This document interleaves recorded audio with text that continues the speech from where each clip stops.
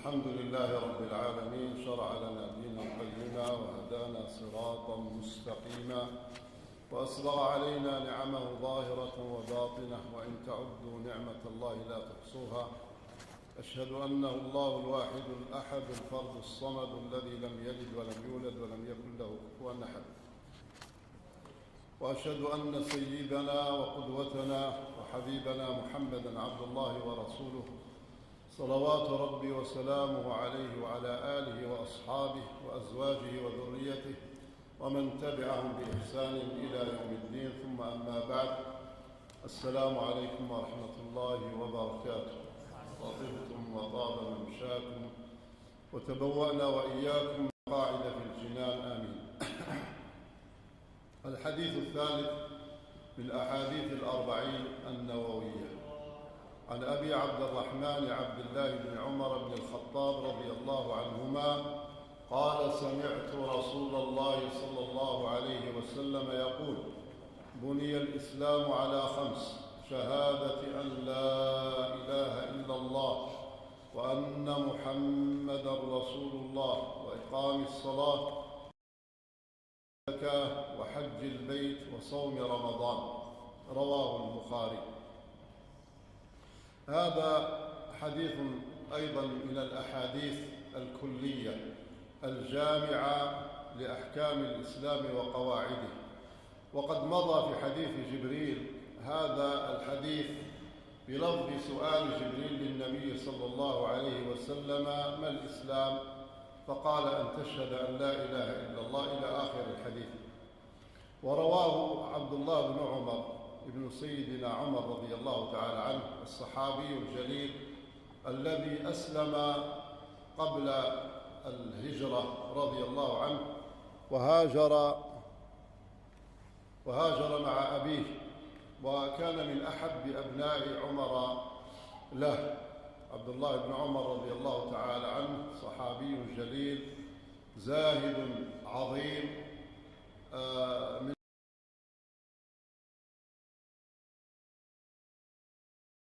النبي صلى الله عليه وسلم، لكن يعتبر من المكثرين لشدة ملازمته للنبي صلى الله عليه وسلم، بل كان من أشد الناس اتباعا لرسول الله صلى الله عليه وسلم حتى في الأمور المباحة، فضلا عن الفرائض والسنن المؤكدة. كان يتابع النبي عليه الصلاة والسلام حتى في آثاره، فكان إذا وجد مشية رسول الله أثره مشى عليه، يعني رجلا برجل. بل إنه لما انصرف رضي الله عنه من عرفة من حجة له، ذهب إلى مكان بال فيه النبي صلى الله عليه وسلم وبال فيه. طبعا هذا لسنا ملزمين به، لأن هذه من الجبلة البشرية، ولكن لشدة حرصه وتعلقه بالنبي عليه الصلاة والسلام كان يلتمس آثاره. ذلك لما أراد الإمام مالك رحمه الله تأليف الموطأ، قال له أبو جعفر، قال له: تجنب فيه شدائد ابن عمر ورخص ابن عباس وشذوذات ابن مسعود، لأن كما قلنا ابن عمر رضي الله تعالى عنه كان متتبعا للآثار وأرضاه، وكان من أزهد الناس. إذا جاءه المال وزعه في سبيل الله سبحانه وتعالى، لا يبالي بذلك، بل إنه اشتهى في مرضه عنبا، فقال: التمسوا لي عنب، فالتمسوا له عنبا واشتروه. فلما جيء به إلى بيته جاء سائل ودق الباب، قال: من؟ قالوا: سائل. قالوا: أعطوه العنب. قال: والله نحن بمشقة حضرنا هذا العنب واشتريناه. قال: الله يقول: لن تنالوا البر حتى تنفقوا مما تحبون، وأجد أنني أحبه. فآثر ذلك السائل عن نفسه. فلما ذهب السائل خرج في إثره أحد أبناء العائلة واشتراه من السائل مرة ثانية، وجيء به إلى ابن عمر، فأراد السائل أن يرجع، فمنعوه أن يدخل عليه مرة ثانية، لأنهم يعرفون بأنه لو دخل أيضا سيعطيه إياه. ولو عرف ابن عمر بأنهم قد اشتروه ما أكله، وهكذا كان دأبه رضي الله تعالى عنه وأرضاه. وهذا حديث عظيم. قال: سمعت رسول الله صلى الله عليه وسلم. وإذا قال الصحابي سمعت فهذا من أعلى درجات الرواية والتحمل، لأنه سمع من النبي صلى الله عليه وسلم مباشرة، كما مر معنا في حديث عمر: سمعت رسول الله صلى الله عليه وسلم: إنما لكل امرئ ما نوى. قال: سمعت رسول الله صلى الله عليه وسلم يقول: بني الإسلام على 5، والإسلام مبني عليها، وكأن الإسلام شيء حسي له جدران، وهذه الجدران لو أنه سقط منها جدار لوقع البناء، وذلك لأن الإسلام عبارة عن بيت من 4 جدران وقاعدة عظيمة وسقف. وطبعا القاعدة العظيمة التي يبنى عليها الإسلام هي الشهادة أن لا إله إلا الله وأن محمدا رسول الله صلى الله عليه وسلم، ولا يصح عمل إلا بهاتين الشهادتين. ولذلك أورد النووي رحمه الله هذا الحديث عقب حديث جبريل، لما بينهما طبعا من الاشتمال على هذه الأركان العظيمة التي فرضها الله سبحانه وتعالى. ومقتضى الشهادتين، مقتضى شهادة أن لا إله إلا الله أن لا يعبد إلا الله سبحانه وتعالى، ومقتضى شهادة محمد رسول الله صلى الله عليه وسلم أن لا يتبع أحد إلا رسول الله صلى الله عليه وسلم، فهو الوحيد الأحق بالاتباع والاستنان. ولذلك قال الله عز وجل: لقد كان لكم أسوة حسنة لمن كان يرجو الله واليوم الآخر. وبالتالي العبادة لا تكون إلا وفقا لما شرعه الله على لسان رسوله صلى الله عليه وسلم، وهذان أصلان لا بد منهما في قبول الأعمال، لا بد منهما في قبول الأعمال، وهما متابعة النبي صلى الله عليه وآله وسلم وتجريد إخلاص العبادة لله. هذان أصلان عظيمان، فإذا فقد أحدهما فقدت العبادة. شخص مخلص لله في عبادته، ولكن يأتي بعبادات من رأسه، يكركر كما الكركرية، يخربق، مرة يجيب لك أوراد، مرة يرقص، مرة يقفز، مرة كذا، ويقول هذا كله عبادات ووجدان، وكما يفعل كثير من المتصوفة المنحرفين عن السنة، وغيرهم أيضا يفعل هذا، حتى تجده من سائر الطوائف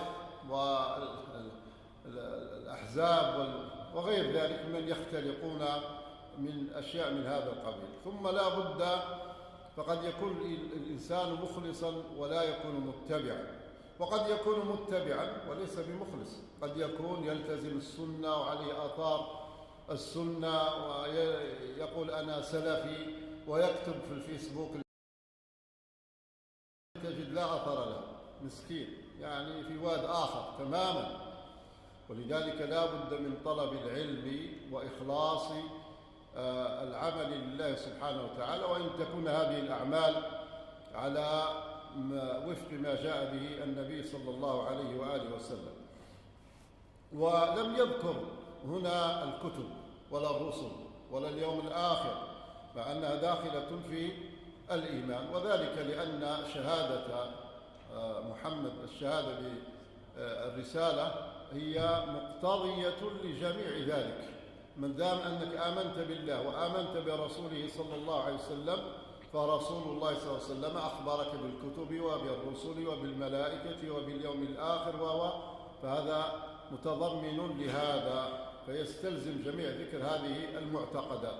مثل ما تقول مثلا سورة الحمد، ما هي سورة الحمد؟ الفاتحة، يعني تطلق جزء تريد به السورة كلها، وهكذا. فهكذا هنا أيضا اقتصر على شهادة الرسالة للنبي صلى الله عليه وآله وسلم. وطبعا أهم أركان الإسلام هما الشهادتان، فلذلك لا بد من تحقيق التوحيد وتحقيق المتابعة. فالذي لم يحقق توحيد الله سبحانه وتعالى لا يمكنه أن يتابع رسول الله صلى الله عليه وسلم.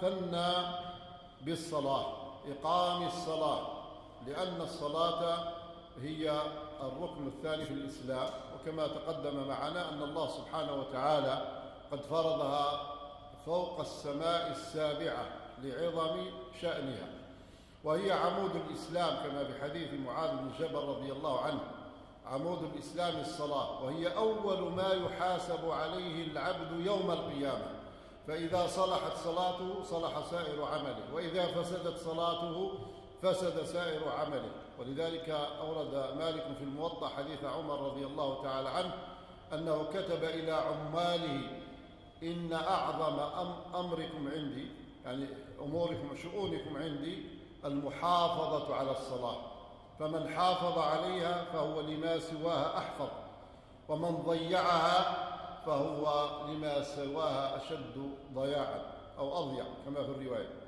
إذن فالمحافظة على الصلاة دليل على إيمان العبد وأنه مؤمن بالله سبحانه وتعالى صدقا ويراقبه، فيأتي بهذه الصلوات، وهي تميز بين المسلم والكافر. فإن الذي يقول أنا مسلم ولكنه لا يصلي فيسأل: لما تترك الصلاة؟ قال: والله كسلا فقط.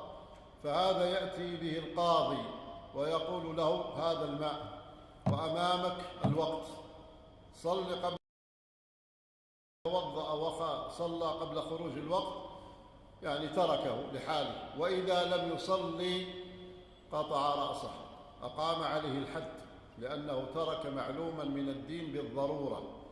وذهب جمهور المحدثين والفقهاء أن تارك الصلاة حتى لو كان مؤمن بها فهو كافر، وأنه لا يدفن في مقابر المسلمين ولا يورث ولا يورث، وامرأته طالق منه، وينبغي إذا أرادوا أن يدفنوه يرموه في حفرة ويهيل عليه التراب، حتى قالوا حتى لو كان قد تركها كسلا. وذهب جمهور الفقهاء وقليل المحدثين أن تاركها مؤمن ولكنه عاص فيستتاب، فإن تاب وإلا قتل.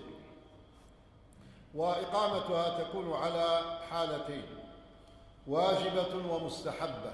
أما الواجبة فهي أن تؤديها بشروطها وأركانها التي فرضها الله سبحانه وتعالى، لأن الواجب لا تبرأ منه الذمة إلا بإتيان شروطه وواجباته. ومستحبة وهو تكميلها بالسنن، هذه السنن التي سنها رسول الله صلى الله عليه وسلم، سواء من رفع اليدين عند الصلاة أو القبض أو التسبيحات في الركوع والسجود والأدعية والتشهد وما إلى ذلك، فلا بد من تتميمها بالإتيان بما هو ولذلك أكمل صلاة هي صلاة رسول الله صلى الله عليه وسلم. ولذلك صنف العلماء في صفة صلاة النبي صلى الله عليه وسلم في كتب الحديث، تجد دائما باب صفة صلاة النبي صلى الله عليه وسلم. فلا بد المسلم أن يقرأ صفة صلاة النبي صلى الله عليه وسلم. وللألباني رحمه الله كتاب نفيس وهو صفة صلاة النبي صلى الله عليه وسلم، ولغيره أيضا هناك من صنف في هذا. فيقرأ الإنسان ولو كتاب حتى يعرف كيف يصلي، لأن صلاة كثير منا للأسف هي تشبه اللعب وليست صلاة. لذلك لا بد أن تقيم الصلاة وفق شروطها وأركانها ومستحباتها حتى تكون من المصلين وليس من اللاهين اللاعبين، كما مر معنا حديث الرجل الذي لم يحسن صلاته فصلى فأمره النبي صلى الله عليه وسلم بإتيان الصلاة مرة أخرى. قال: وإيتاء الزكاة. إيتاء الزكاة لأن الزكاة قرينة الصلاة، قرينة للصلاة في كتاب الله عز وجل، فلا يكاد تذكر الصلاة إلا وذكرت مع الزكاة: أقيموا الصلاة وآتوا الزكاة، فإن تابوا وأقاموا الصلاة وآتوا الزكاة وما أمروا إلا ليعبدوا الله مخلصين له الدين حنفاء ويقيموا الصلاة ويؤتوا الزكاة. ولذلك سيدنا أبو بكر الصديق رضي الله عنه لما منع الدين، وإن كانوا هم ليسوا مرتدون، هم تأولوا، ولكن سلكوهم في المرتدين، يعني في سلك المرتدين، لأنهم وقع منهم منع الزكاة زمن ارتداد كثير من العرب في جزيرة العرب، فسموا جميعا بالمرتدين.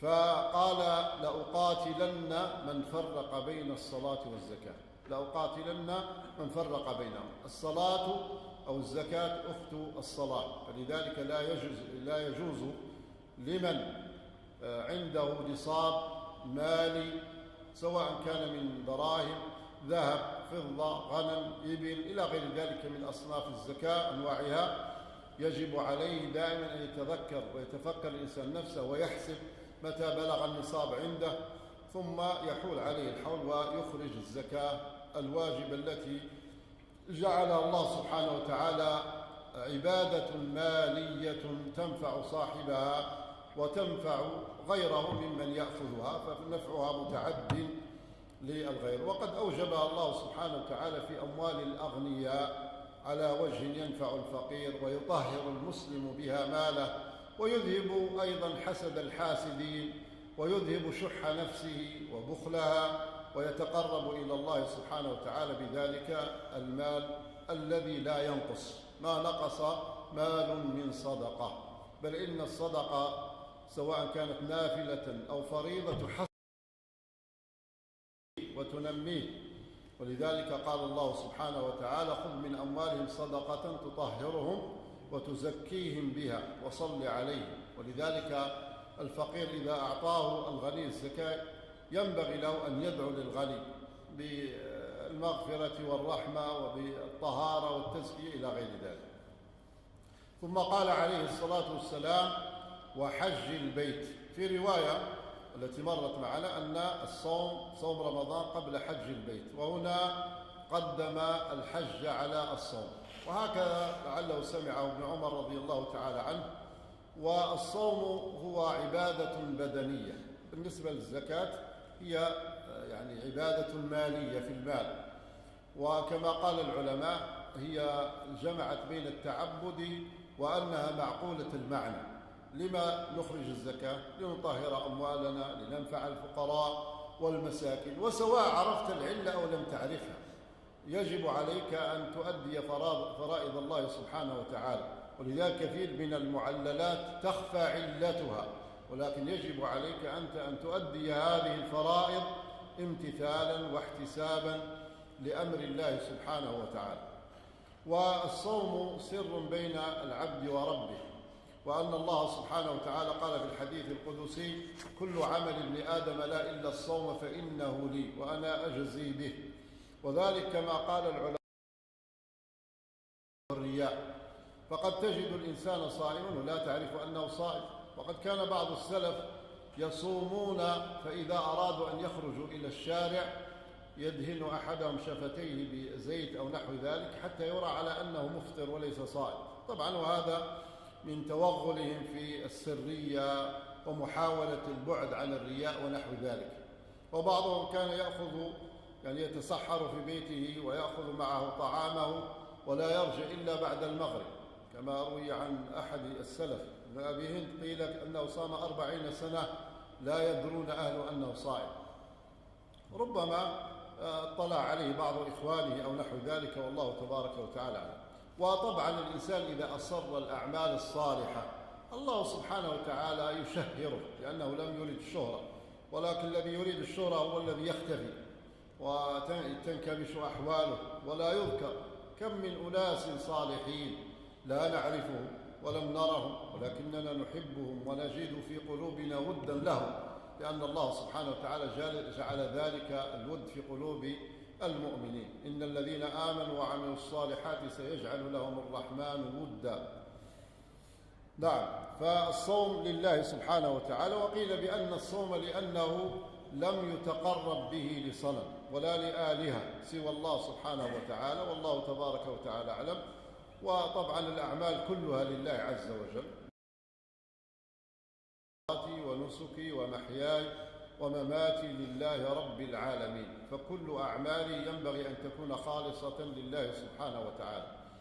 وحج البيت، بيت الله الحرام، وهو عبادة مالية بدنية، يعني تتكون من المال وهو الذي تنفقه في سبيلك للحج وببدنك، لأنك لا بد أن تؤدي هذه المناسك ببدنك، فاجتمع فيه يعني كما يقولون العبادة المالية وفيه أيضا المشقة البدنية. وقد أوجبه الله سبحانه وتعالى مرة في العمر، وقد قال الأقرع بن حابس لرسول الله صلى الله عليه وسلم: أكل عام يا رسول الله؟ قال: لو قلت نعم لوجبت. ولكن شفقة بنا عليه الصلاة والسلام أنه يجب على من استطاع إليه سبيلا من راحلة ونفقة وسبيل تأشيرة حج ونحو ذلك من كل ما يشترط في الحج. نعم، وليس هذا معنى أن من حج بغير تأشيرة أن حجه باطل، ولكن هذه مسألة أخرى، مسألة تنظيمية، ولكن يجب على من استطاع إليه سبيلا أن يحج إلى بيت الله سبحانه وتعالى. وهو بهذا اللفظ كما قلنا أورده البخاري في أول كتاب الإيمان من صحيحه، وبنى عليه ترتيب كتابه الجامع، فقدم كتاب ولا يعني كانوا يقول لا مشاحات، سواء قدمت الصوم على الصلاة أو على الحج أو الحج على الصوم، فكلاهما فريضتان فرضهما الله سبحانه وتعالى. هذه الأركان الخمسة وردت في الحديث مرتبة لأهميتها، وبدأ بها بالشهادتين، لأن أصل الأعمال الأخرى كلها لا بد أن تكون مبنية على هاتين الشهادتين. فمن لم يشهد بوحدانية الله سبحانه وتعالى ولم يشهد لرسول الله صلى الله عليه وسلم بالرسالة فلا قيمة لعمله مهما كان، مهما عمل من عمل لا قيمة له. وقد سألت أمنا عائشة رضي الله عنها رسول الله صلى الله عليه وسلم عن عبد الله بن جدعان، وهو قريب هو يعني من قريش، له قرابة من عائشة من أبي بكر الصديق، فقالت: يا رسول الله، ابن جدعان كان يعني يطعم الطعام، وكان يعني يسعى في عدم الموؤودة إلى غير ذلك من الأعمال الخير التي كان يعمله، كان إنسان ثريا وكريما. فقال النبي صلى الله عليه وسلم: لم يقل يوما رب اغفر لي خطيئتي يوم الدين، بمعنى أنه لم يكن مؤمنا بيوم الدين ولم يكن موحدا لله رب العالمين، فكان عمله هباء منثورا والعياذ بالله. إذن هم أساس كل ما يتقرب به إلى الله عز وجل، ثم تأتي الصلاة وهي عمود الدين، ثم يأتي الصوم لمن لم يكن له عذر عن الصيام ككبير لا يستطيع الصيام، أو مريض مرضا مزمنا أو نحو ذلك ممن هم أصحاب الأعذار. ثم تأتي طبعا الزكاة التي تجب على المؤمن إذا مضى عليه الحول وبلغت النصاب، وإذا لم يكن له نصاب فليس مطلوبا منه أن يحصل النصاب، ليس مطلوب الإنسان لا بد أن يحصل النصاب حتى يزكي. ولذلك هذه العبادات قد تسقط كما قلنا عند العذر على المسلم، فلا يصوم ولا يزكي ولا يحج، فلم تبق له إلا الصلاة، فالصلاة لا تسقط عنه أبدا ما دام له عقل وله قلب ينبض بالحياة. فهنا يجب عليه أن يصلي قائما، أو إن لم يستطع فقاعدا، فإن لم يستطع فعلى جنب، فإن لم يستطع ولو بعينيه وقلبه. إذا استطاع أن يتوضأ بالماء توضأ، إن لم يستطع تيمم، إن فقد الطهورين صلى وهو فاقد للطهورين، ولا تسقط عنه الصلاة أبدا. وقد يقول الإنسان: كيف يسقط عنه يعني الماء والتيمم؟ قد يحبس الإنسان، نسأل الله السلامة والعافية، في زنزانة لا ماء فيها ولا تراب، وقد يربط في شجرة حتى تفوت عليه الأوقات، فهنا يصلي على ويعني يمر الصلاة على قلبه ويؤدي فرض الله سبحانه وتعالى. هذا الحديث فيه فوائد، أولها بيان أهمية هذه الخمس لكون الإسلام بني عليها. لو كان أشياء أخرى أهم من هذه لبينها النبي صلى الله عليه وسلم، ولكن هذه الخمس هي أركان الإسلام التي يبنى عليه الإسلام. ثانيا تشبيه الأمور المعنوية بالحسية لتقريرها في الأذهان، لأنه شبه أركان الإسلام بالبناء. نعم، شبه حتى يرسخ في ذهنك هذا البناء العظيم الذي هو الإسلام، وأن له أركان، ومهما سقط منه ركن فإنه يؤدي ذلك إلى سقوط البيت كله أو الدين كله، وهكذا. البدء بالأهم في الأهم، فقد بدأ بالشهادتين لأنهما أهم شيء يبتدأ به ويقر به ويعتقد، ثم جاء بالصلاة كما مر معنا لأنها عماد هذا الدين. أن الشهادتين أساس في نفسهما وهما أساس لغيرهما، فلا يقبل عمل إلا إذا بني عليهما.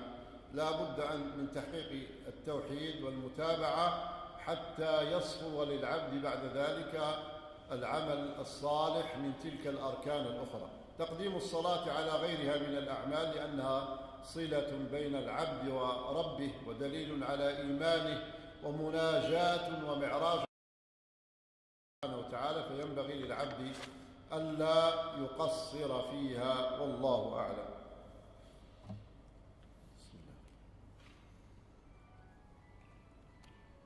الحديث الرابع عن أبي عبد الرحمن عبد الله بن مسعود رضي الله تعالى عنه قال: حدثنا رسول الله صلى الله عليه وآله وسلم وهو الصادق المصدوق: إن أحدكم يجمع خلقه في بطن أمه 40 يوما.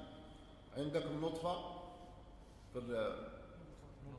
نطفة هذه لا توجد لا في البخاري ولا في مسلم ولا في كتب السنة، إنما هذه إضافة يعني لعلها وهم من أصحاب المطابع فقط، وإلا هي لا توجد. كلمة نطفة لم ترد في البخاري ولا في الكتب الستة. ثم يكون علقة مثل ذلك، ثم يكون مضغة مثل ذلك، ثم يرسل إليه الملك فينفخ فيه الروح، ويؤمر ب4 كلمات: بكتب رزقه وأجله وعمله وشقي أو سعيد. فوالله الذي لا إله غيره إن أحدكم ليعمل بعمل أهل الجنة حتى ما يكون بينه وبينها إلا ذراع، فيسبق عليه الكتاب فيعمل بعمل أهل النار فيدخلها، وإن أحدكم ليعمل بعمل أهل الجنة حتى ما يكون بينه وبينها إلا ذراع، فيعمل بعمل أهل الجنة فيدخلها. رواه البخاري ومسلم، إلا أنه ليس بهذا اللفظ عند أحدهما، يعني البخاري ومسلم عندهم ألفاظ أخرى لمطلع عليها يجد. إذن فهذا حديث عن أبي عبد الرحمن عبد الله بن مسعود الهذلي رضي الله تعالى عنه، صاحب رسول الله صلى الله عليه وآله وسلم، وقد أسلم قبل الهجرة، بل إنه يعد سادس رجل أسلم. فقد مر النبي صلى الله عليه وسلم عليه وهو يرعى غنما، فقال: هل من لبن؟ قال: إنني مؤتمن. فقال: هل من شاة حائل؟ أي ليس فيها حليب. فجيء بشاة حائل ليس لها ضرع، فمسح النبي صلى الله عليه وسلم على ضرعها وسمى فدرت بالحليب فأسلم. سبحان الله، ما يفعلها إنسان عادي، ما يكون إلا رسول نبي عليه الصلاة والسلام. فأسلم ولحق بالنبي صلى الله عليه وسلم، وكان أول من أسمع قريش القرآن. قال النبي صلى الله عليه وسلم: من نزلت الرحمة قال: من يقرأها عليهم. فقام ابن مسعود رضي الله تعالى عنه ورفع بها صوته وقريش يسمعون، فلطمه أبو جهل على أذنه، جرح أذنه. فجاء جبريل إلى النبي صلى الله عليه وسلم يضحك، فقال النبي صلى الله عليه وسلم: ابن مسعود لطمت أذنه وجرحت وأنت تضحك؟ فلما كانت غزوة بدر، سيدنا عبد الله بن مسعود لما قتل أو ضرب طبعا أبو جهل اللعين ووقع صريعا، جاءه ابن مسعود، وابن مسعود كان رجلا نحيف قليل البنية رضي الله تعالى عنه وأرضاه، فعنده رمح، فنكز به أبو جهل فرآه لا يتحرك، يعني لا يستطيع، فقام عليه وقطع أذنه. فجاء إلى النبي صلى الله عليه وسلم يجر رأسه يا رأس أبو جهل، فقال النبي صلى الله عليه وسلم أذن بأذن والرأس زيادة. نعم، فيعني هذه شيء عظيم. ولذلك ضحك جبريل، كان يرى أو قد أوحى الله إليه سبحانه وتعالى أن العهد قريب وسيكون هذا الطاغية يعني بين يدي. ولذلك قال أبو جهل ونفسه يتردد: لقد ارتقيت مرتقا صعبا يا رويعي الغنم. الحين طلعت فوق سيدك. شوف الجهل، يعني إنسان مازال وله بدل ما يقول لا إله إلا الله أو يعود إلى الله، لا زال يرى في نفسه الكبر والعياذ بالله، وقد ساقه الله إلى مساقه. وعبد الله بن مسعود رضي الله تعالى عنه رآه الصحابة يوما وهو يجني أراكا في شجرة، طلع في شجرة، فبدأ الصحابة يضحكون عليه، فقال: مما تضحكون؟ قالوا: من دقة ساقيه. قال: والذي نفسي بيدي لهما أثقل القيامة، هاتان الساقين.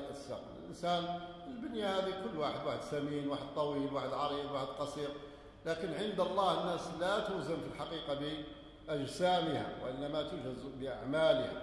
يوزن الإنسان عند الله سبحانه وتعالى بعمله وقربه وتعبده لله سبحانه وتعالى.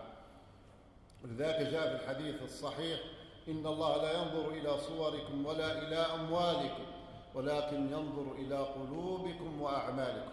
فرب رجل تزدريه بعينيك وهو عند الله من الصديقين، وعند الله سبحانه وتعالى من الصديقين. ورب رجل تراه بأنه كذا وكذا وهو لا يساوي بعوضة عند الله سبحانه وتعالى. نعوذ بالله من ذلك. إذن فهذا الحديث الذي أورده أيضا وهو الحديث الرابع، قال فيه: حدثنا رسول الله صلى الله عليه وسلم. وهذه أيضا من صيغ التحديث والتحمل العالية، أن تسمع من المحدث مباشرة فتقول حدثني، وإذا كان معك غيرك تقول حدثنا، وهذه من أعلى درجات التحمل. قال: حدثنا رسول الله صلى الله عليه وآله وسلم، وهو الصادق، أي الصادق فيما يبلغ عن ربه سبحانه وتعالى، وأن الله سبحانه وتعالى قد صدقه فيما بلغ، لأن الله عز وجل لا يصدق المكذبين. ولذلك من شروط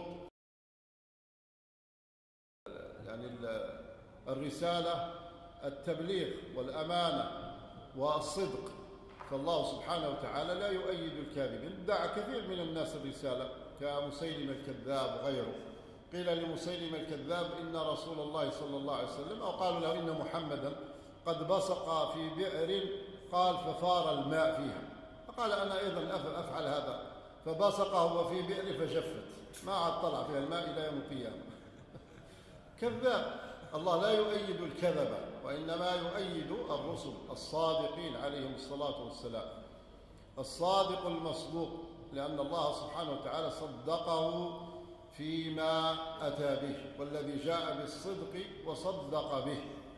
قال: إن أحدكم يجمع خلقه في بطن أمه 40 يوما. طبعا كما قلت هذه نطفة زيادة، ولكن هي المقصود به النطفة، أي أن الرجل إذا أتى أهله فإن النطاف أو المني الذي يأتي إلى رحم المرأة أولا يمكث 40 يوما لا يخالط البويضة، لا يلتحم بها، وينتشر في المرأة في جميع جسد المرأة في كل بشرة منها وتحت كل ظفر، ثم 40 الثانية كما قال النبي صلى الله عليه وسلم: ثم يكون علقة مثل ذلك. إذن 40 يوم نطفة، و40 يوم أخرى علقة، والعلقة هي الدم المتجمد الذي إذا مررت به علق بك، وفيه العلق هذا الذي يكون في الماء، ما أدري تعرفونه ولا لا. لما تمشي إلى واد، طبعا أهل البوادي يعرفونه، فتجد فيه يعني مثل الحنش الصغير، هذه اسمه العلقة، أول ما تمر عليه تعلق بك وتمص الدم. الحين صاروا طبعا يطببون به في بعض المصحات، فلذلك سميت العلقة. وتكون دم متجمد في 40 الثانية مثل ذلك، ثم يكون مضغة مثل ذلك 40 يوما أخرى. كم هذه؟ 40 و40 و40، 120 يوم. هذه كم؟ 4 أشهر، صح؟ ثم يرسل إليه الملك. هذا الملك موكل بنفخ الروح. قال العلماء أنه ينفخ فيه من الروح في نافوخه. الصبي الصغير لما يكون صغير يكون عنده واحد الجلدة هنا يعني ما فيها عظم، يعني ترى الهواء يطلع وينزل فيها، فينفخ فيه الملك هناك، وهذا الملك الذي يبعث إليه لينفخ فيه من هذه الروح. فبعد 10 أيام يتحرك الولد. ولذلك أوجب الشارع على المرأة إذا كانت معتدة من الوفاة 4 أشهر و10، يعني وهي المدة التي يتحرك فيها الجنين، وقبل ذلك لا يجوز لها أن تخرج من العدة حتى يتبين ما في رحمها، لأنه ربما كان في رحمها شيء. إذن فقال عليه الصلاة والسلام فينفخ فيه الروح، ويؤمر ب4 كلمات. إذا نفخ فيه الروح فيقول الملك: يا رب، ما عمله، ما رزقه، ما أجله، هل هو شقي أو سعيد؟ فيؤمر بكتابة هذه 4. أولا يكتب رزقه، والرزق منه ما هو معنوي ومنه ما هو مادي، هذا الأكل والشراب والسيارات واللباس والماديات، هذه كلها من الرزق. والمعنويات: أخلاق رزق، محبة الناس لك رزق، ثقة الناس فيك رزق، اعتبار شخصيتك رزق، وهكذا. فهذه الرزق ليس مادي فقط. بعض الناس يظن بأن الرزق هو ما يأكله وما يشربه فقط، لا، الرزق يعني كما قال حافظ إبراهيم: فإذا رزقت خليقة محمودة فقد اصطفاك مقسم الأرزاق، فالناس هذا حظه مال وهذا علم وهذا كل واحد كيف. والله سبحانه وتعالى يعني يقسم الأرزاق ليست بيد أحد. ولذلك قال عليه الصلاة والسلام: لن تموت نفس حتى تستوفي رزقها وأجلها ولكنكم تستعجلون.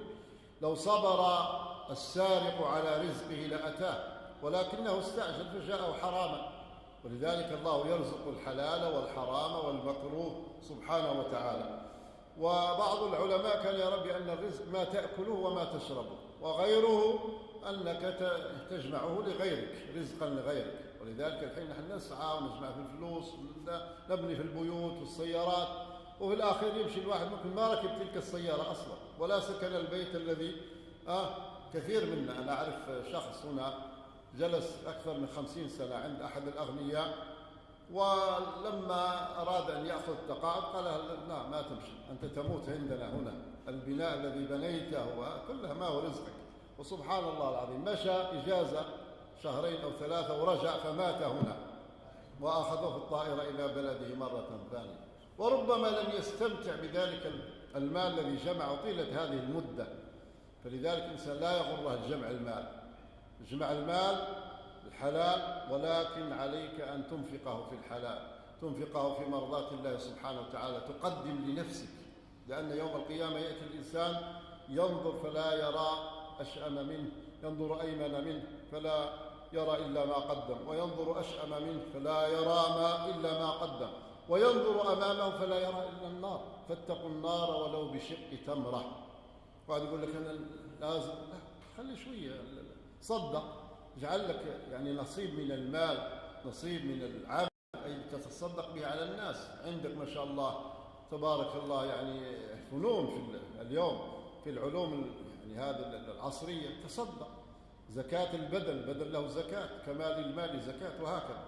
جاه في الشفاعة، في غير ذلك، في إعانة الملهوفين، تفريج على المكروبين ونحو ذلك. إذن فقال عليه الصلاة والسلام: يكتب رزقه فلا ينقص منه شيء. لما يأتي ملك الموت إلى الإنسان ليقبض روحه يقول له: لقد طفت لك المشارق والمغارب فلم أجد لك لقمة عيش تأكلها. طفت لك المشارق والمغارب فلم أجد لك جرعة ماء تشربها. طفت لك المشارق والمغارب فلم أجد لك نفسا تتنفس. انتهى حسابك في الدنيا، انتهى خلاص. ولذلك قيل: من راق وظن أنه الفراق، هل من طبيب، هل من راق، هل من كذا، نسرع، ربما ننقذه. مما تنقذه؟ من أجله، أجله محتوم، ورحيله معلوم في ذلك اليوم. فلذلك الإنسان ينظر إلى ما قدمت يداه، يوم ينظر المرء ما قدمت يداه. إذن فقال عليه الصلاة والسلام: فيكتب رزقه وأجله. كم ستعيش؟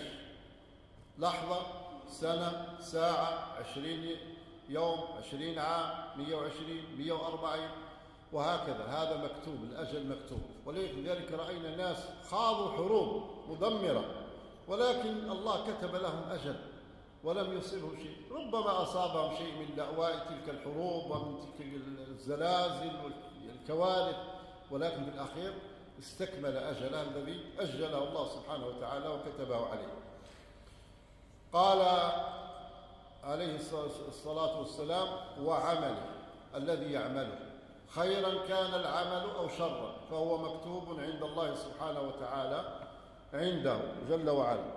وشقي أو سعيد، وهل هو من أهل الشقاوة أو هو من أهل السعادة، فذلك أيضا مكتوب عند الله سبحانه وتعالى يكتب له. ولذلك كان بعض السلف يقول: اللهم إنا نسألك أن تكون سابقتنا خيرا، يعني السابقة بمعنى ما كتب في أول عند النفخ في الروح أن يكون خيرا، لأن إذا سبق للإنسان أن كتب سعيد سيبقى سعيد، ولو لآخر لحظة في الحياة سيسعد ولا بد. وإذا كتب شقي والعياذ بالله سيشقى ولو لآخر لحظة في حياته. سحرة فرعون كانوا مجرمين، كما قال ابن عباس رضي الله تعالى عنه: كانوا في أول النهار أشرارا كفرة، وكانوا في آخر النهار شهداء بررة، ولم يسجدوا لله سبحانه إلا تلك ربما السجدة التي سجدوها تعظيما لهذه الآية العظيمة التي رأوها، وهي عصا موسى عليه الصلاة والسلام، علموا أنها ليست. الأصيري هذا كان من الأنصار رضي الله تعالى عنه، ولما أراد الله له سبحانه وتعالى أن يكون من أهل السعادة جاء إلى النبي صلى الله عليه وسلم وهو ذاهب إلى أحد، فقال: يا رسول الله إني أريد أن أغزو معك. قال: قل لا إله إلا الله، فتشهد: أشهد أن لا إله إلا الله وأن محمدا رسول الله. ودخل المعركة فأصيب فدخل الجنة، ولم يسجد لله سجدة واحدة ما سجدها لله سبحانه وتعالى. فالله سبحانه وتعالى هو الذي كتب له السعادة في بطن أمه. ولذلك قيل: الشقي من شقي في بطن أمه، والسعيد من سعد في بطن أمه. نسأل الله أن تكون السعادة سابقة لنا بإذنه سبحانه وتعالى. نعم، نترك الأسئلة آخر الدرس أحسن. بس أنا أروح على الأذان، أنا أروح. تفضل. في بعض الناس من خلال هذا الحديث يوضعون شبهة كيف أن الله عز وجل يكتب على الإنسان الشقاء، فأن هذا من الظلم، وأن هذا ليس ظلما. من هداه الله سبحانه وتعالى فهذا بفضل الله سبحانه وتعالى قد هداه، ومن أضله فبعدله سبحانه وتعالى قد أضله. والله سبحانه وتعالى لو ترك هذا الإنسان فإنه قد علم الله سبحانه أنه سيضل ولو أنه عمل ما عمل. ولا كما قال العلماء من عدل الله سبحانه وتعالى أن أهل الخير لا ينتقلون إلى الشر إلا قليل، نادر. وإن تسمع واحد والعياذ بالله ارتد، ولا واحد مات على سوء الخاتمة، لأن هذا أعماله السابقة لم تكن خالصة لله سبحانه وتعالى، كفعل المنافقين الذين يظهرون الإسلام والعمل الصالح وكذا، ولكن الله سبحانه وتعالى يفضحهم بالخواتيم. ومن عدله سبحانه وتعالى أن من عاش صادقا مخلصا لله سبحانه وتعالى فإن الله تبارك وتعالى يثبته على الحق. يثبت الله الذين آمنوا بالقول الثابت في الحياة الدنيا وفي الآخرة، ويضل الله الظالمين. وأعظم الظلم هو الشرك، وأعظم الظلم هو الشرك بالله سبحانه وتعالى. طبعا وهذه مسألة مسألة من مسائل القدر التي لا ينبغي أن يخاض فيها، وإنما يسلم الإنسان فيها. ولذلك ذكر النبي صلى الله عليه وسلم أن قدر الله سبق بكل ما هو كائن، فإن الله تبارك وتعالى الذي قدر الأقدار كان هذا قبل أن يخلق السماوات والأراضين ب50,000 سنة، والله سبحانه وتعالى خلقك لما يختار، ولم يخلقك أنت لما تختار، فلا تكن إلا مشيئته سبحانه وتعالى، هو الخالق جل وعلا، وما تشاءون إلا أن يشاء الله رب العالمين سبحانه وتعالى. وأن المعتبر في السعادة والشقاوة ما يكون عليه الإنسان عند الموت. والسعادة ليس بالضرورة أن يموت الإنسان في حسن الخاتمة، أن يموت يعني ساجدا أو شهيدا، حتى لو مات على المهم هو طائع لله سبحانه، لو مات يأكل ويشرب وهو مؤمن موحد لله سبحانه وتعالى، هذا يعني حسن خاتمة. المهم ليس حسن الخاتمة مربوط لا بد أن يموت على عمل صالح، ولكن إذا أحب الله عبدا عسله، كما قال النبي صلى الله عليه وسلم: قيل وما عسله؟ قال أن يعني ييسر له عملا صالحا فيقبضه عليه، وهذه درجة عظيمة يعني. لكن قد يموت في أمر مباح، يخيط ولا يلبس ولا يأكل ولا يشرب، والمباحات هذه من الأمور التي الله سبحانه وتعالى جعل فيها الخيرة لنا. إذن أحوال الناس بالنسبة للبدايات والنهايات أربعة. بالنسبة للبدايات والنهايات، من بدايته حسنة ونهايته حسنة، وهذا بفضل الله عز وجل. كما قلنا قليل من أن تسمع بأن فلان الصالح الصادق المخبت الذي طول حياته هو موحد لله سبحانه وتعالى أن يموت على غير التوحيد أبدا. هذا بدايته حسنة ونهايته حسنة.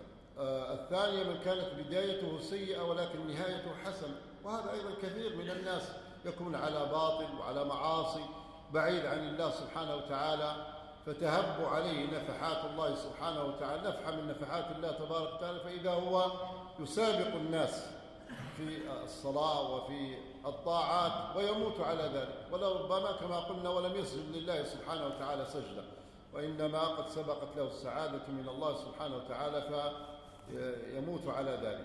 من كانت بدايته سيئة ونهايته سيئة، هناك من يعيش حياته كلها في سوء في سوء، ظلمات في ظلمات، ويموت على ذلك والعياذ بالله. وهذا من الشقاوة التي سبقت له في كتاب الله سبحانه وتعالى الذي كتبه في اللوح المحفوظ والذي لا يمحى أبدا. من كانت بدايته حسنة ونهايته سيئة، كالذي نشأ في بيت فيها من الطاعة ونشأ على الطاعة، ولكن بعض الناس تراه يمشي إلى أماكن فيها من السوء فيصاب بفيروس أهل السوء والعياذ بالله. كثير من الشباب الذين كانوا نسأل الله السلامة والعافية في بلاد الإسلام محافظ على الصلاة مع جماعة مع الخير وكذا، يقرأ القرآن، يعتمر، يحج، مشى إلى أوروبا أو غيرها من بلاد الكفر، بدأ بالسيئات وتدرج حتى ذهب إلى الإلحاد تماما، صار ملحدا، أسأل الله السلامة والعافية. إذن فالنبي صلى الله عليه وسلم أو في هذا الحديث دل على أن الإنسان يعمل العمل الذي فيه سعادته أو شقاوته بمشيئته وإرادته، لأن الله جعل لك اختيار وجعل لك إرادة، ولكن إرادتك ومشيئتك راجعة إلى إرادة الله ومشيئته سبحانه وتعالى. ففي الأول والأخير أنت على كل حال مخير في السير في هذه الطريق. إنا هديناه السبيل إما شاكرا وإما كفورا، هديناه النجدين، ولكن في النهاية أن الله سبحانه وتعالى من كتب له التيسير فيحمد الله سبحانه وتعالى على ذلك. ولذلك دائما الإنسان يسأل الله سبحانه وتعالى ثلاثة أشياء في صلاته. أولها أن يسأل الله الثبات على الدين، دائما سل الله أن يثبتك على دينه. الثانية أن يحسن ختامك، لأن من ثبته الله سبحانه وتعالى بأحسن ختامه. الثالثة يسأل الإنسان ربه دائما في أعماله الإخلاص، لأنه هو النجاة، المخلص هو الذي ينجو بفضل الله سبحانه وتعالى. ودل أيضا الحديث على أن الإنسان يجب عليه أن يكون على خوف ورجاء، لأن الناس من يعمل الخير في حياته ثم يختم له بخاتمة السوء، فالإنسان حتى لو كنت تعلم الخير وأنت من أهل الصلاح ترى نفسك كذا، تحدثك نفسك بهذا، لكن دائما تعيش على وجل وعلى خوف من الله سبحانه وتعالى، تطير إلى الله عز وجل بجناحين، وهما جناح الخوف والرجاء، هذا لا بد منه مع صدق المحبة. فهذا الذي ينجي العبد ولو كان عمله يعني قليلا، ولو كان فقط فرائض، مع إخلاصه في عمله فإنه ينجو بإذن الله سبحانه وتعالى. الإمام النووي رحمه الله في شرح هذا الحديث: فإن قيل قال الله تعالى: إن الذين آمنوا وعملوا الصالحات إنا لا نضيع أجر من أحسن عملا. ظاهر الآية أن العمل الصالح من المخلص يقبل، وإذا حصل القبول بوعد الكريم أمن مع ذلك من سوء الخاتمة. والجواب على ذلك من وجهين: أحدهما أن يكون ذلك معلقا على شروط القبول وحسن الختام، يعني أن يكون ذلك معلق على ما قبله الله سبحانه وتعالى من العبد. وشروط القبول أن يكون الإخلاص وأن تكون المتابعة، فهذا مش قد يكون الإنسان يصلي ويصوم وإلى آخره لكن ليس مخلصا بعمله، فهذا سبب هلكته. كما قال الفضيل بن عياض رحمه الله: الرياء ترك العمل من أجل الناس. تترك العمل من أجل الناس هذا رياء. أن تعمل من أجل الناس ذلك شرك. ما هو الإخلاص؟ أن يعافيك الله منهم، أن يعافيك من الرياء والشرك، فيموت الإنسان على طاعة الله سبحانه وتعالى. قال رحمه الله: ويحتمل أن من آمن وأخلص العمل لا يختم له دائما إلا بخير. وهذا من عدل الله سبحانه وتعالى، أن من كان مخلصا ولو كان عمله قليلا فإن ربك سبحانه وتعالى لا يظلم أحدا. الله الذي أمر بالعدل وسمى نفسه العدل لا يظلم العبد مثقال ذرة. إن أحسن فالله أكرم وأشد إحسانا له، وهل جزاء الإحسان إلا الإحسان. أما إذا كان في خبيئاته وفي قلبه وفي طيات نفسه يحمل والعياذ بالله أمراضا من أمراض القلوب كالرياء والكبر وبعض المعاصي والعياذ بالله، فهذا تكون خاتمته سيئة والعياذ بالله.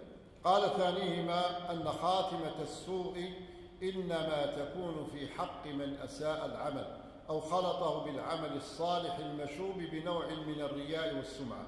ويدل عليه الحديث الآخر: إن أحدكم ليعمل بعمل أهل الجنة فيما يبدو للناس. فيما يبدو للناس، يبدو الناس أنه يعمل عمل صالحا، ولكن ليس له خطام ولا زمام في الإخلاص ولا في المتابعة، أي فيما يظهر له من إصلاح ظاهره مع فساد سريرته وخبثها. وإنما الأعمال بالخواتيم كما في البخاري. إذا فالرجل يعمل بعمل أهل الجنة حتى لم يبقى بينه وبينها إلا ذراع فيسبق عليه الكتاب، وهو قدر الله سبحانه وتعالى السابق في شقاوته، فيعمل بعمل أهل النار فيدخلها. والذي يدخل النار إما أن يكون كافرا كفرا أصليا فهذا يخلد فيه، وإما أن يكون مسلما مؤمنا عاصيا يدخل النار وينقى فيها، ومتى أذن الله سبحانه وتعالى بالخروج فيخرج منها إلى الجنة بإذنه سبحانه وتعالى.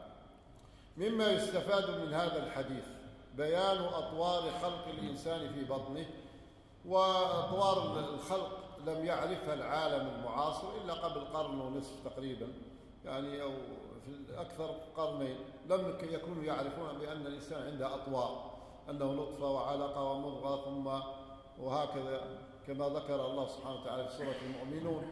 كانوا يظنون أنه يتخلق على هيئة إنسان ثم بدأ يكبر في رحم أمه حتى يخرج إلى الوجود. وهذا من إعجاز القرآن أن الله سبحانه وتعالى أخبر نبيه صلى الله عليه وسلم قبل 1400 سنة على أطوار الخلق.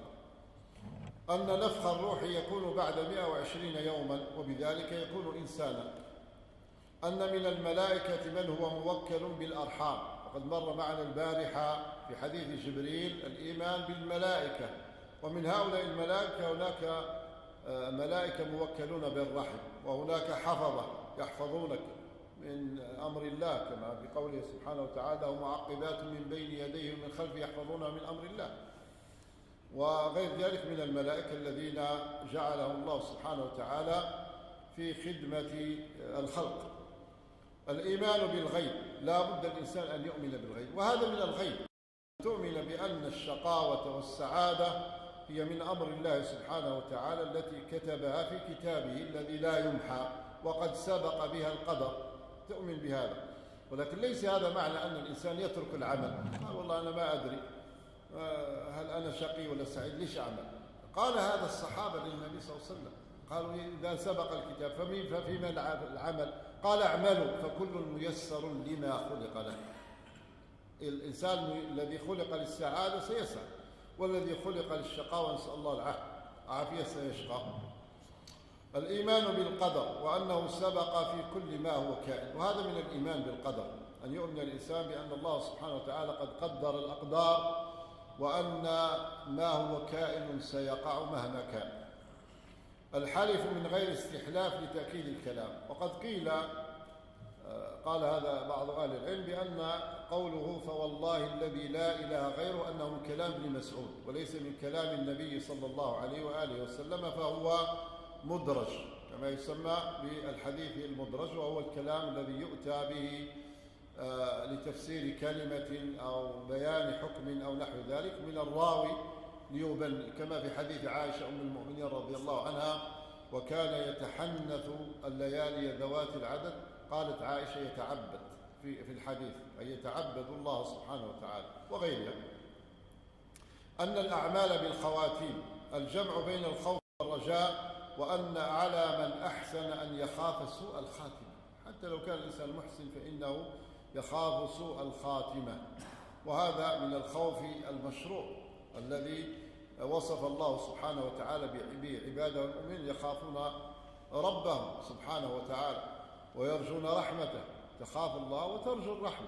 ولذلك قال العلماء ينبغي للمسلم أن يرجح جانب الخوف ما دام على قيد الحياة. أبو بكر الصديق يقول لو أن قدم وضعتها في الجنة وقدم خائر الجنة قال أخاف أن لا تلحق القدم الثاني. أبو بكر الصديق رضي الله عنه، كيف غيره؟ عمر رضي الله عنه كان يبكي حتى صار له خطان أسودان تحت عينيه رضي الله تعالى عنه، وغيره من الصحابة. نبينا صلى الله عليه وسلم مثل أعلى والقدوة، كان عليه الصلاة والسلام شديد الحزن والبكاء من خوف الله سبحانه وتعالى. وهكذا لا بد المؤمن أن يخاف ربه جل وعلا ويرجو رحمته، ويغلب جانب الرجاء في المرض، خاصة في مرض الموت. بل إن من حضر محتضرا قبل الموت أنه يقوي فيه جانب الرجاء، يقرأ له أحاديث الرجاء، يرجو رحمة الله سبحانه وتعالى حتى يحسن ظنه بربه سبحانه وتعالى، فإن الله قال أنا عند حسن ظن عبدي بي فليظن بي ما شاء. نعم، هذا بالنسبة للحديث الرابع. الحديث الخامس عن أم المؤمنين أم عبد الله عائشة رضي الله تعالى عنها قالت: قال رسول الله صلى الله عليه وسلم: من أحدث في أمرنا هذا ما ليس منه فهو رد. رواه البخاري ومسلم. وفي رواية لمسلم: من عمل عملا ليس عليه أمرنا فهو رد. طبعا هذا أيضا قاعدة عظيمة. وقد قال العلماء إن حديث الأعمال بالنيات هو حديث للقلب وللباطن ولما يدور في خلد الإنسان من النيات والإخلاص وغير ذلك. وهذا الحديث للأعمال الظاهرة التي تظهر ويعملها الإنسان. فإذا كانت هذه الأعمال ليست على أمر رسول الله صلى الله عليه وسلم فهي مردودة على صاحبها. وراويته أو راوية هذا الحديث هي أم عبد الله عائشة بنت أبي بكر الصديق رضي الله تعالى عنها، الصديقة المبرأة الطاهرة الحصان رضي الله تعالى عنها.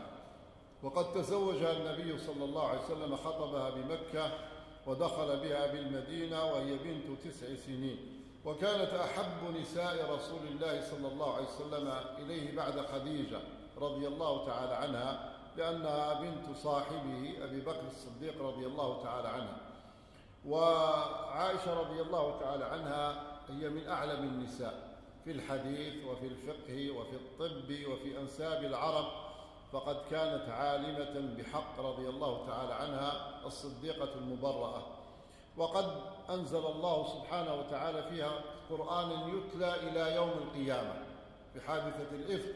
قالت: كنت أرى بأن شأني أقل من هذا بكثير، الله سبحانه وتعالى إلى رسوله صلى الله عليه وسلم أن عائشة مبرأة وانتهى الأمر، فإذا بالقرآن ينزل إن الذين جاءوا بالإفك عصبة منكم لا تحسبوه شرا لكم الآيات.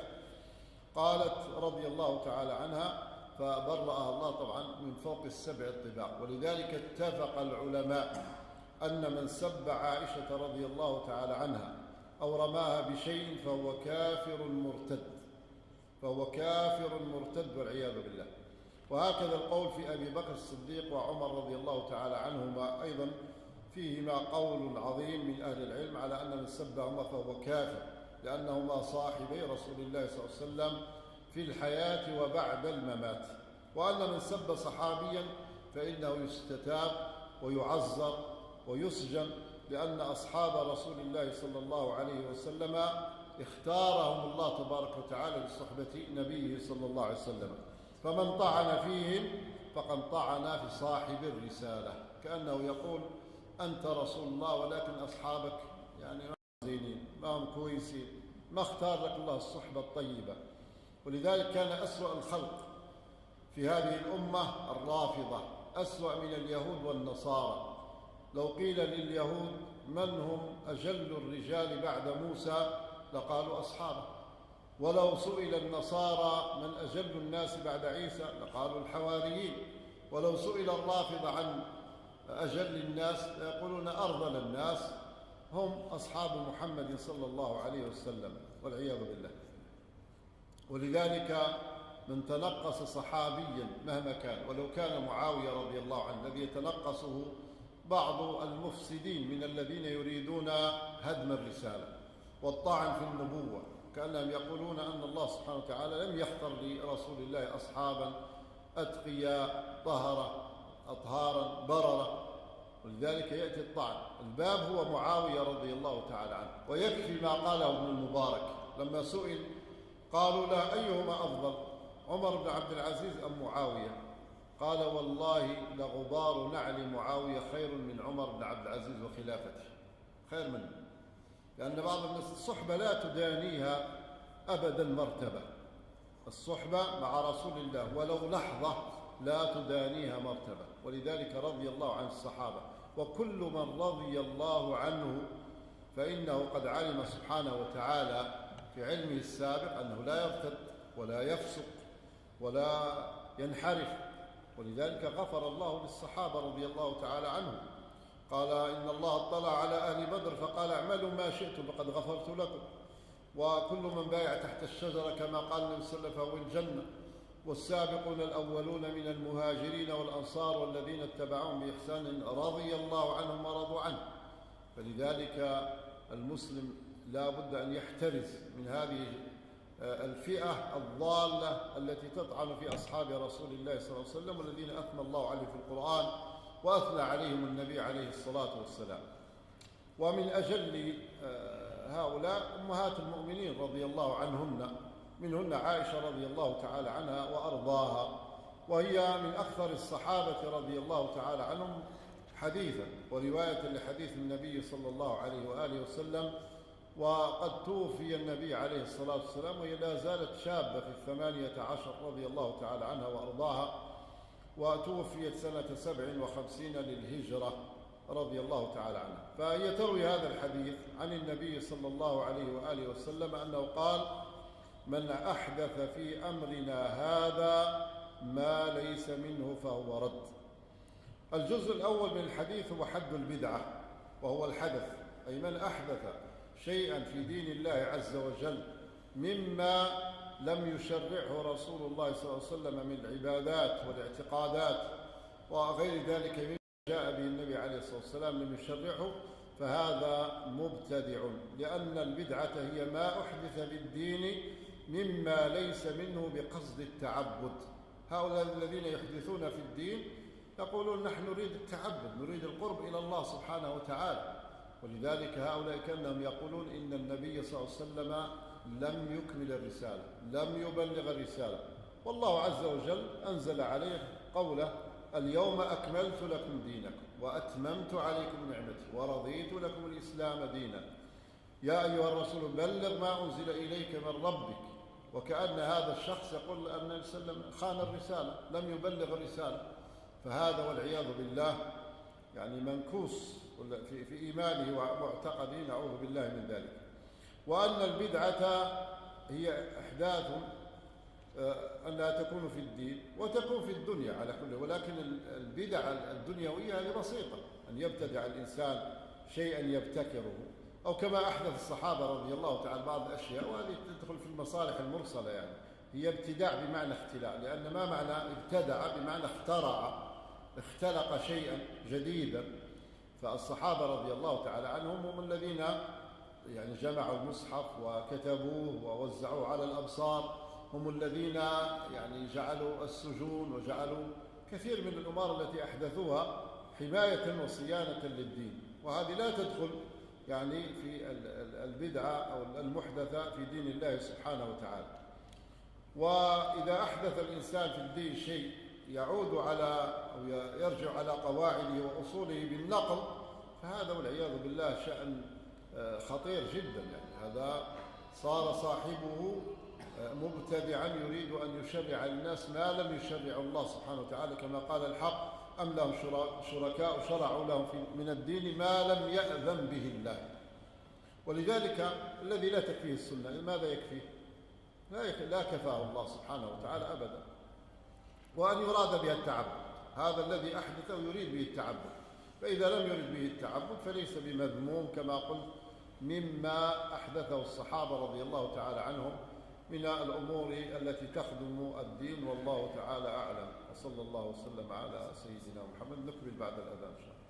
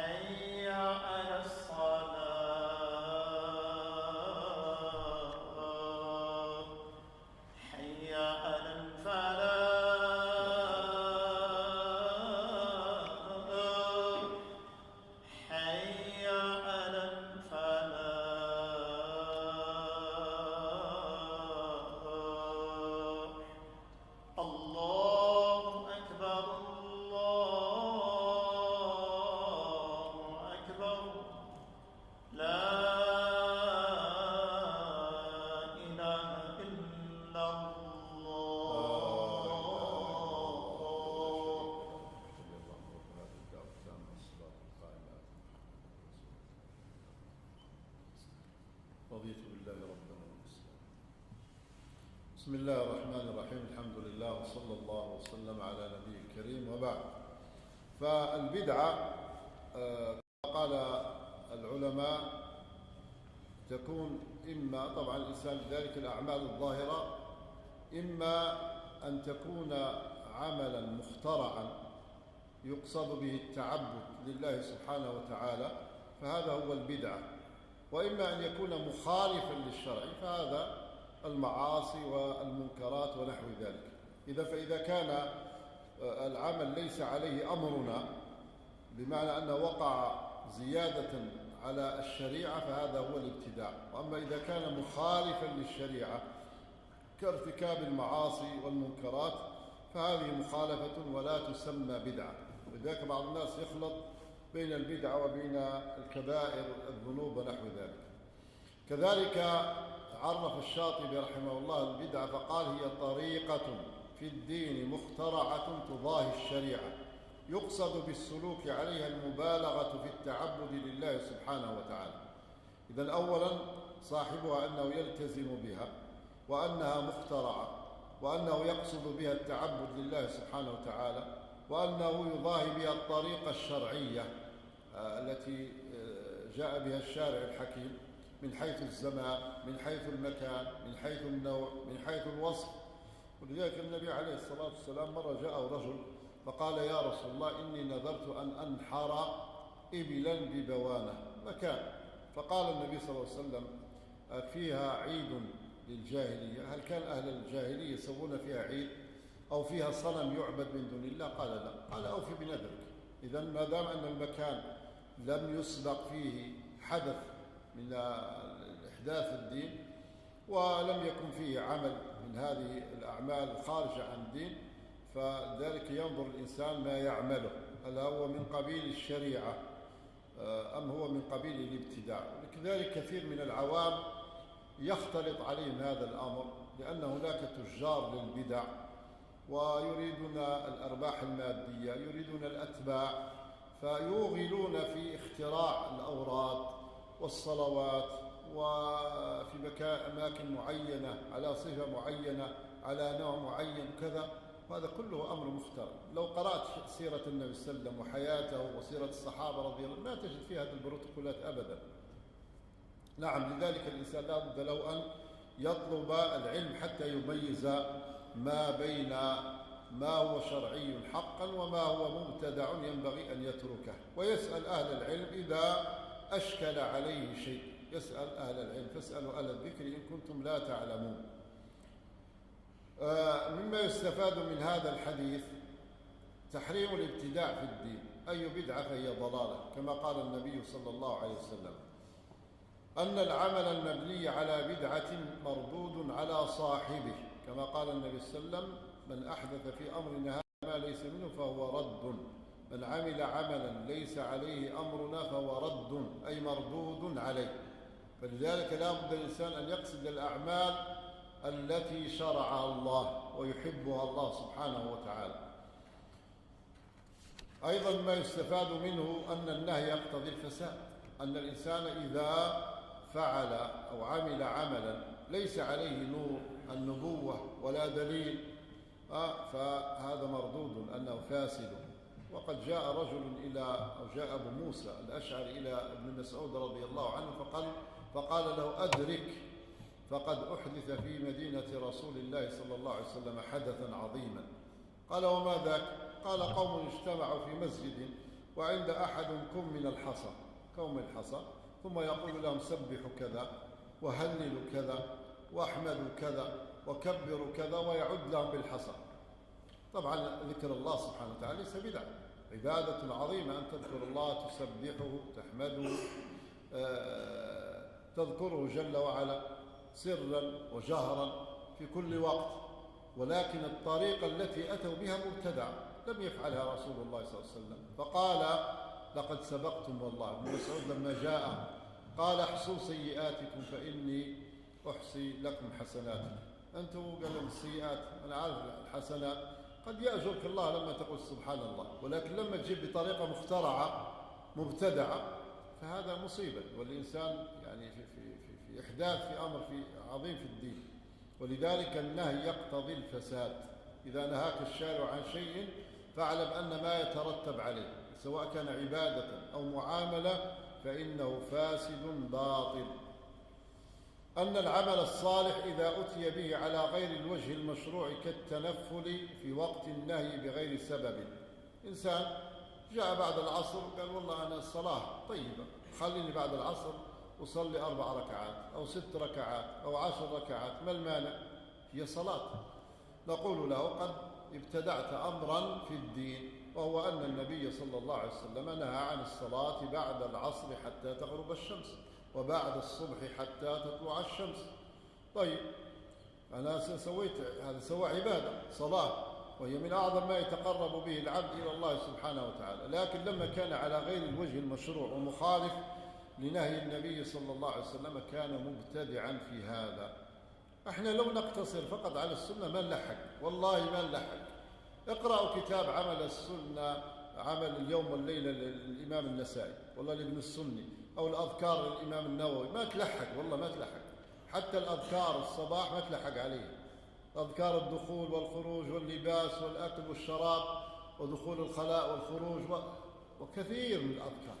يعني فكيف يعني الإنسان يأتي ويبتدع شيء ولكن النفوس أحيانا تتوق إلى الغريب وتتوق إلى من يزين له الكلام. بعض الناس يلبسون لباس الصالحين والزهاد وتسمع من كلامهم العسل يتقاطع، وهو مبتدع، هو يسوق الناس إلى جهنم والعياذ بالله. كما قال ابن القيم رحمه الله، قال في كلام جميل، قال علماء السوء وقفوا على باب الجنة يدعون إليها الناس بأقوالهم ويدعونهم إلى النار بأفعالهم، فكلما قالت أقوالهم هلموا قالت أعمالهم لا تسمعوا، فهم في الصورة دعاة حق وفي الحقيقة قطاع طريق والعياذ بالله. قطاع طريق هذا الذي يدعوك إلى غير كتاب الله عز وجل، إلى غير سنة نبيه صلى الله عليه وسلم، إلى غير ما فعله الصحابة وسلف هذه الأمة رضي الله تعالى عنهم.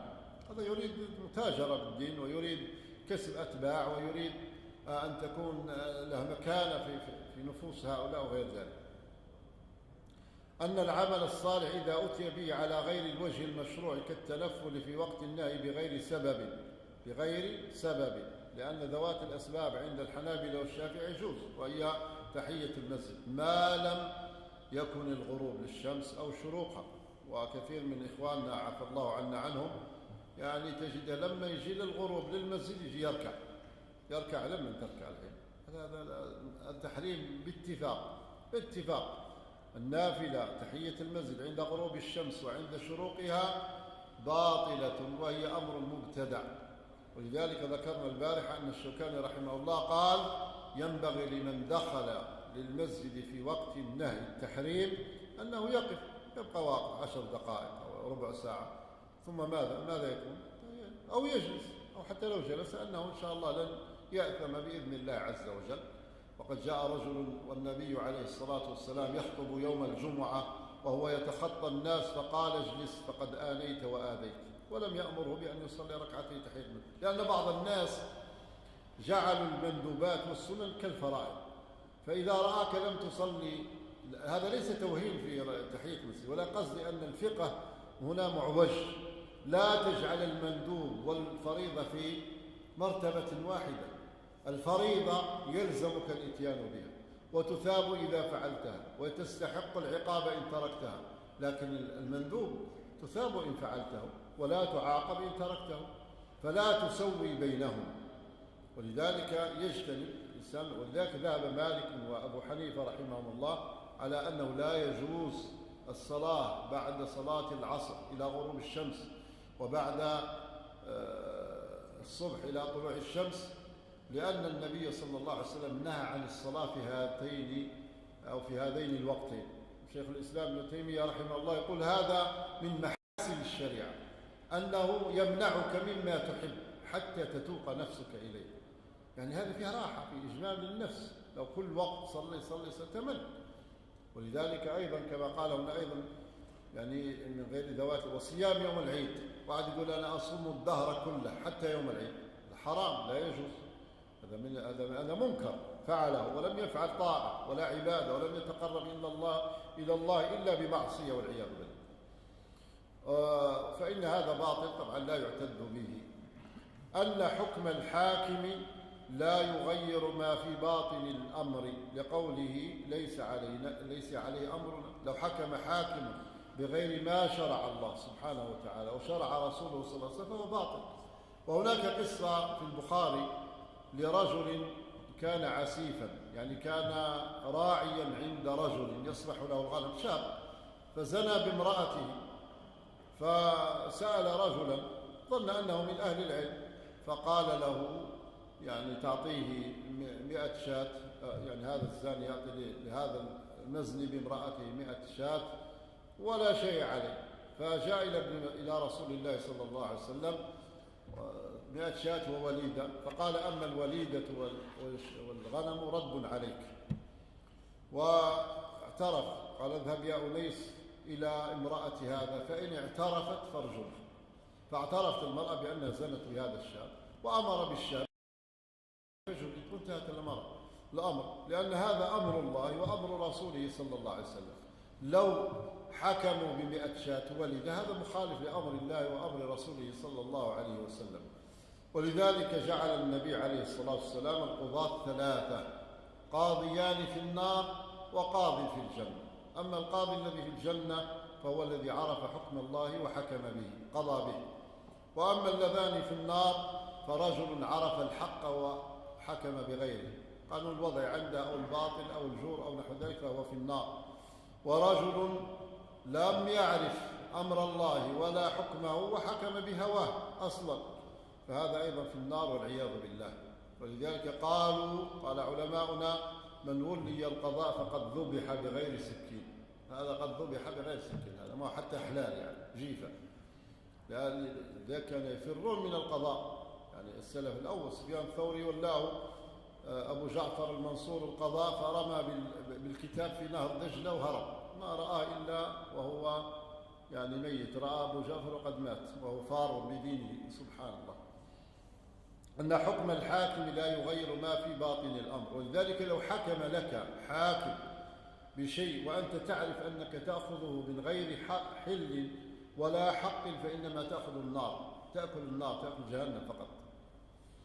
ولعل أحدكم كما قال النبي صلى الله عليه وسلم يكون ألحن بحجته من صاحبه، فأيما رجل قضيت له بما ليس له فإنما هي قطعة من جهنم، إن شاء أن يأخذها وإن شاء أن يدعها. فلذلك لا يتعدى الإنسان على حقوق الناس إذا عرف أنه سيأخذها بالباطل. أن الصلح الفاسد باطل والمأخوذ عليه مستحق الرد، كما في حديث العسيف، كما ذكرنا حديث العسيف الذي زنى بامرأة الرجل الأعرابي. إذن فهذا الحديث كما قلنا حديث عظيم، وهو من قواعد الإسلام كما قال الإمام النووي رحمه الله، وكلها قواعد وكلها كليات عظيمة ينبغي للطالب أن يحفظ هذه الأحاديث، يتقرب بحفظها إلى الله سبحانه وتعالى واستنانا برسول الله صلى الله عليه وسلم بسنته. أسأل الله سبحانه وتعالى بأسمائه الحسنى وصفاته العلى أن يجعل خير أعمالنا خواتمها وخير أعمارنا أواخرها وخير أيامنا يوم أن نلقاه. اللهم إنا نسألك الإخلاص في القول والعمل، اللهم إنا نسألك الثبات على الأمر والعزيمة على الرشد، اللهم إنا نعوذ بك من شرور أنفسنا ومن سيئات أعمالنا، اللهم احسن خاتمتنا في الأمور كلها وأجرنا من خزي الدنيا وعذاب الآخرة. اللهم اجعل بلدنا هذا آمنا مطمئنا سخاء رخاء وسائر بلاد المسلمين. اللهم أتم علينا العافية وأتم علينا الأمن وأتم علينا الرزق الحسن يا ذا الجلال والإكرام، وآمنا في أوطاننا وأصلح أئمتنا وولاة أمورنا، واجعل ولايتنا في من خافك واتقاك يا رب العالمين. اللهم من أقام هذه الحرب فاجعله نارا لها واكف المسلمين شرهم يا أرحم الراحمين، اجعله وقودا لها واكف المسلمين شر هذه الحرب يا أرحم الراحمين يا رب العالمين. اللهم كما جمعتنا في هذا المكان نسألك أن تجمعنا في ظل عرشك يوم لا ظل إلا ظلك يا أرحم الراحمين يا رب العالمين. علمنا ما ينفعنا وانفعنا بما علمتنا وزدنا علما ويقينا آمين. اللهم صل وسلم على محمد في الأولين وصل وسلم وبارك على محمد في الآخرين، وارض اللهم عن الصحابة والتابعين ومن تبعهم بإحسان إلى يوم الدين، وآخر دعوانا أن الحمد لله رب العالمين وشكر الله لكم حسن استماعكم. السلام عليكم ورحمة الله وبركاته.